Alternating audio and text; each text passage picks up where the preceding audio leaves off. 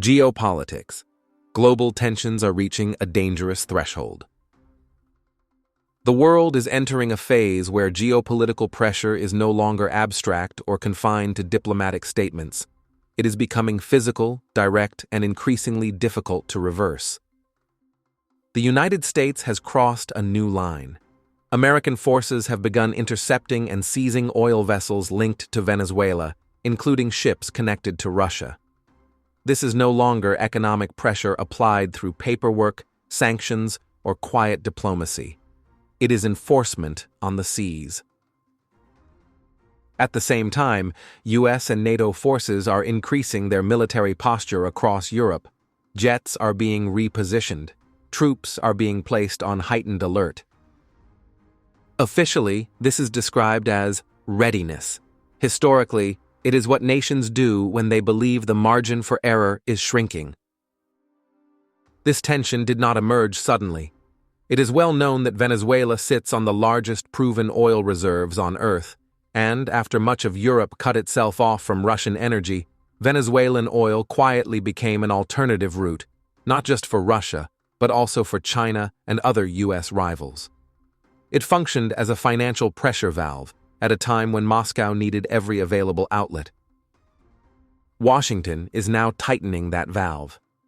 By choking Venezuelan oil exports and physically enforcing those restrictions, the United States is not merely punishing Caracas. It is applying pressure on Russia from another strategic direction, reducing its ability to fund prolonged conflict and sustain geopolitical leverage. Russia, already weakened by the long and costly war in Ukraine, is being pushed further into a corner. The war has drained manpower, resources, weapons stockpiles, and political capital. The West understands this reality, and that is precisely why pressure is increasing rather than easing. This strategy is not about immediate war. It is about controlled escalation. It is about suffocation rather than shock. Instead of striking directly, the game is being played by removing pieces one by one. Restrict funding, close energy routes, limit allies' breathing space, then force negotiations from a position of advantage. This is a geopolitical checkmate strategy.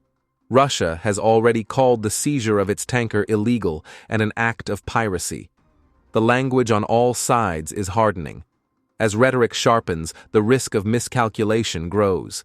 And history shows that great wars rarely begin because leaders desire them. They begin because pressure builds until one move goes wrong. Is World War III inevitable? No. But is the world entering a highly flammable phase? Absolutely. The objective is not total destruction. The objective is leverage, forcing concessions without igniting a global inferno. It is an attempt to make an opponent surrender a queen without burning the entire chessboard. Whether this succeeds depends entirely on restraint, judgment, and precision. If the pressure is calibrated correctly, negotiations may follow. If it is miscalculated, escalation could move from ships to missiles. And at that point, no nation remains a spectator. History warns us what happens when great powers test each other's limits for too long. Let us hope wisdom prevails. Family Writers Press International.